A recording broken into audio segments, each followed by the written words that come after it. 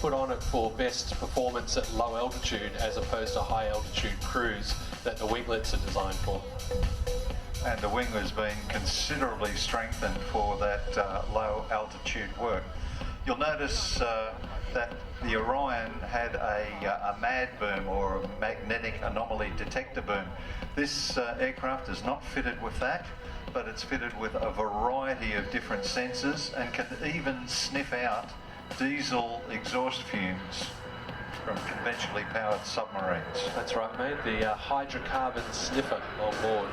Have a look there, you can see the bomb bay doors open there under the fuselage behind the wing.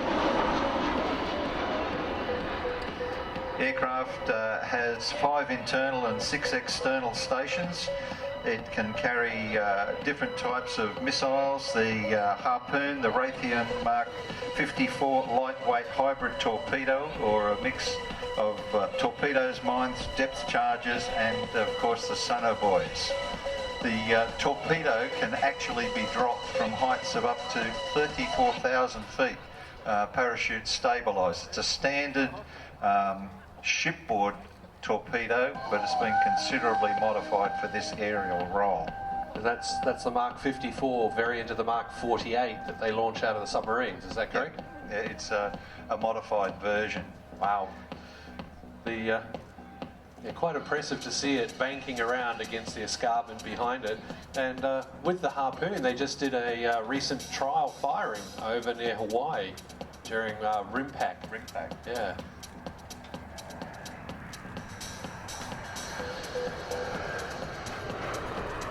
It's fitted with a Raytheon APY-10 multi-mission surface search radar.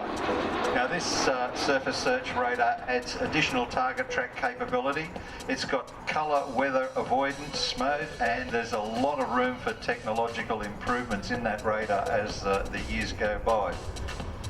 Continuing a maritime theme that's been going on with the RAAF for many, many years, starting actually with the Avro Anson right the way back in those days.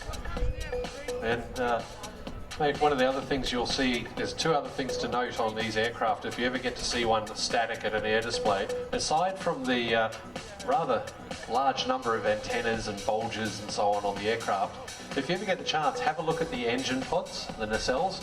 On the outboard side of both nacelles, you'll see these large blisters, streamlined fairings. It's because there's so much electrical capacity on this aircraft and also on the E-7A Wedgetail Airborne Early Warning and Control aircraft. They're powering so much computer gear that they have to use the electrical generators found on a Boeing 777. And the only way to fit them into the engine nacelles from a 737 was to make these big streamlined bulges on the outside. It's operated by the Indians, the Australians, obviously the US Navy.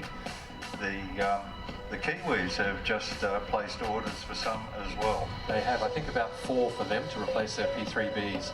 Well, sorry, P3K2s. They have one of the biggest patrol areas in the world. All the way down to Antarctica, and that was a major part of this aircraft had to be able to handle Antarctic missions.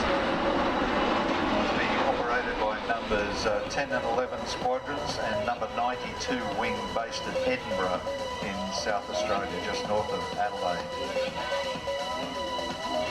The UK have also recently just ordered this, and will be operated as the Poseidon MRA-1, and apparently the Royal Norwegian Air Force. They'll be operating in conjunction with the new Northrop Grumman MQ-4C Triton. This is an unmanned aerial vehicle. It's a huge aircraft, I'll call it. It's like the bigger brother, shall we say, of the Global Hawk, which we saw down at Avalon, and for the first time ever in the world they flew a Global Hawk into Avalon, and the guys who were flying it were based in the United States. That's right, it was the first time an unmanned aerial system had actually landed at an active air show. Anywhere in the world, yeah. Well, they did fly it into, a few years ago, they had one fly into Avalon, but it came in when no one was there, and it was parked on display. But this was the first time it landed as part of the air display on the Friday. The Triton, of course, is the Marinised version of the other one, and designed to be able to fly out of Edinburgh. We'll be flying it out of Edinburgh. Designed to fly at very high altitude, all come down. Massive electro-optical sensor suite, and designed to loiter and watch our northern borders is the intent of that aircraft, and work hand in hand with us beside.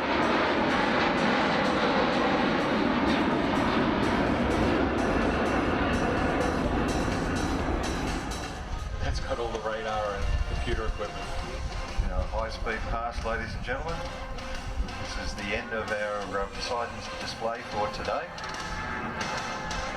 And it's a beautiful looking aircraft as well. Absolutely lovely.